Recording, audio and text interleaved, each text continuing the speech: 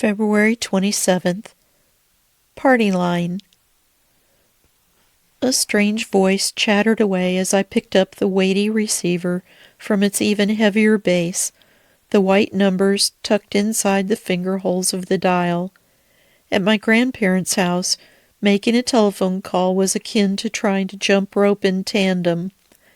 Making your move at precisely the right time was tricky, not bumping the other jumper out before they were ready to depart. It was considered rude to interrupt, and great patience was often required, the other party not always ready to relinquish the coveted line. And it wasn't only one party vying for the line. There were 5 families on each one. All were strangers, but I would wager that they got to know each other, eavesdropping being too great a temptation, I think. The party line eventually gave way to private lines for everyone, beneficial for all concerned. But they may have all also missed one another. Even those of us who don't particularly enjoy talking on the phone are reluctant to end a call to someone dearly loved and missed. There are times when it is a gift to hear a loved one's voice more than the words spoken, a connection, hearing a breath in place of a phrase. And I think prayer must be similar, connecting us to God in an intimate way. Even though we cannot hear his audible words, we can feel his presence, and even in a sense, his breath. The beauty of that phone call to God is that there is no party line, just a direct call on a secure line. He hears every word we utter to him.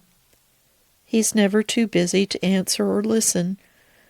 We are his only focus on that call, not competing with 5 other families or 9 billion other people.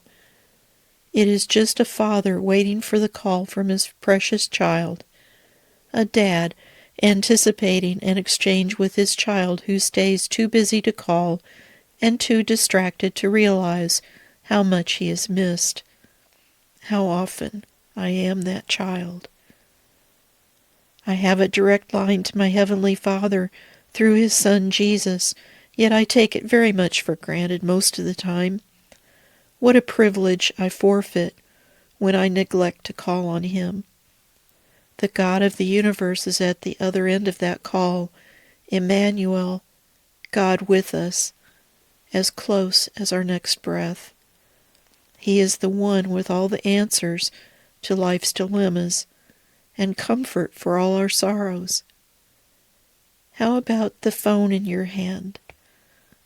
When will you call your Father? Romans 8:26-27. In the same way, the Spirit helps us in our weakness.